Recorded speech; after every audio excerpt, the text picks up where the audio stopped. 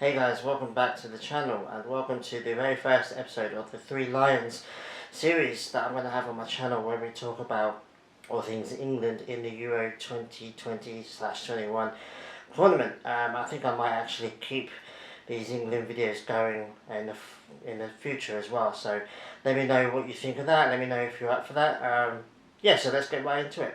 But before we do that, I actually want to apologise for not wearing an English shirt at the moment.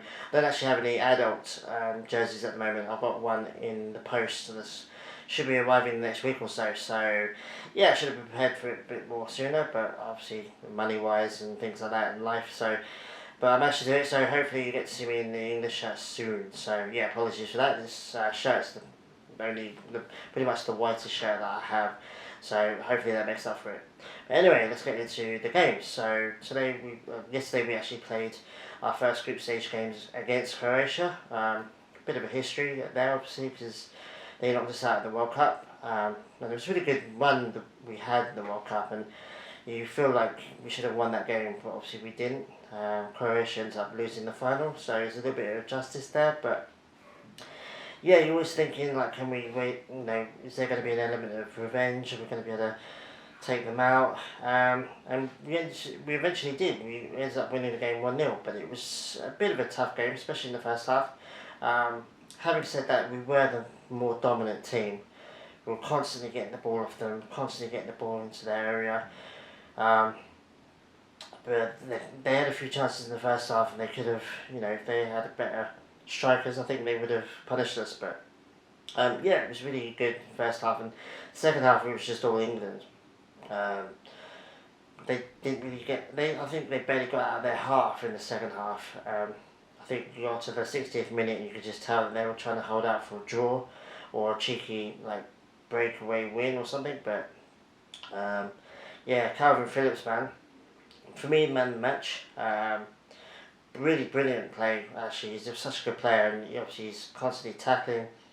And he ends up slotting Sterling through, who ends up getting his first goal for the England team in a competition. So yeah, that was pretty much it for the game. But I just want to go through the players and who I thought was good and who I thought was bad. Obviously, not starting Grealish was always going to be a point of contention with the fans. I myself would have liked to have seen Grealish start, but he's recently had an injury. I think he's a player that's going to grow into the tournament as it progresses. So I wasn't too annoyed about it, but I would have preferred to see him. Going into the right back positions, obviously that was the main. Obviously, apart from Grealish, that was the main point of discussion as well with everyone. Like, why is he taking so many? Why is Southgate taking so many right backs? And well, we started Walker in this game, who I thought had a terrible game. I think he was the worst performer on the pitch. Did at least 2 high-profile missed passes, knocked it off the pitch with no reason whatsoever. He looked really nervous, because despite the fact that he was probably one of the oldest players on the team. I think it's because he knows he's got about 5 right backs behind him that can take his position over if he makes a mistake, and I think the pressure just got to him. I don't want to see him start this next game. Trippier on the left-hand side was a bit odd. He's a right back, not a left back, but he did alright in that position.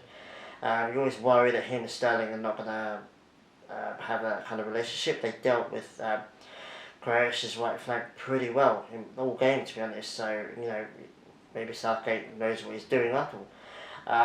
Going to the centre-backs, John Stones, standard. Without Maguire in the team, I think he's always going to be the first centre-back on the team sheet. Mings had an alright game. Didn't do anything spectacular. He made a couple of good tackles, I guess, but I wouldn't mind seeing somebody else like Ben White start the next game. So, yeah, going into the midfield, this is always going to be a point. Calvin Phillips, again, is a man match. I thought he was brilliant. Has to start against Scotland, in my opinion. Phil Foden as well. What a cracking player, man. He cut in, shot with his left foot, and it hit off the post, and very nearly hit the back of the goalkeeper and could have gone in. So he very nearly got a goal. And for me, he's absolutely brilliant. Again, one of our best players. Has to start for me against Scotland again. Going into Mason Mount, Mount did alright. I don't think he did enough for me. He didn't do anything bad. He just didn't really do anything good either. You know, if they're going to rotate in the midfield, I wouldn't mind seeing Mount come off against Scotland. Maybe Grealish come in or somebody else come in. I don't know, but he didn't do enough for me in this game. But it is what it is. Yeah, finally Harry Kane. I thought he was a bit of a ghost in this game. Didn't really do anything except hit. He missed a really good chance. He should have scored it. And he should have made 2-0, but he ended up hitting the post instead. And I think that was pretty much all he did. And he kept dropping really deep. Like he was in the middle of the midfield quite a lot. And I get it. Like I think it was so that he can get on the ball because he wasn't really getting any service from the wings or anyone actually. He wasn't really getting any service. He wants to get involved, but I always feel like Harry Kane. He wants to be the star. Um, he feels like he can drop down deep and get the ball and then run along with it and create stuff. But it's like, bro, you're a striker. Like we didn't have any other strikers on the pitch at that point. You're the striker. You need to be up there, ready to receive the ball or get a rebound or whatever. You're not.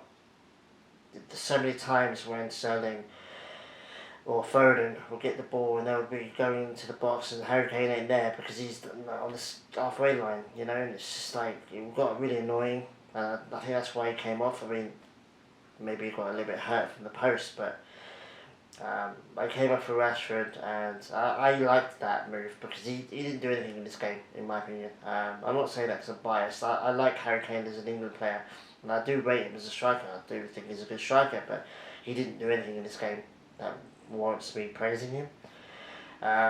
Obviously, Rashford came on, didn't really do anything. I liked the move because I thought that his pace, along with Sterling's, could quite stretch and test the very old Croatian defence. But he didn't really do anything. We didn't have much time, but he didn't really do anything in my opinion.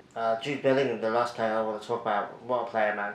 17 years old, youngest player to play in any of the Euros for any team, any country. And what a player, man. He came on, did alright, didn't have much time, to be fair, but still, he had a bit of an impact. Yeah, what a quality player. It must have been a really good moment for him. Hopefully he can learn from this experience and, improve even more. Because I think he's quality and he's got a big, bright future ahead of him. So, yeah, really good moment for him. So moving on to the Scotland game, hopefully we get to see Grealish start. I want to see Saka get some minutes. I don't think Saka's ever going to start a game. He might start in the third game if we win against Scotland, but I don't think he's ever going to start. But I want to see him get some minutes. I think he could have come on instead of Walker and put Trippier on the right and then have Saka as left back. That's what I wanted to see last night, but obviously it never happened.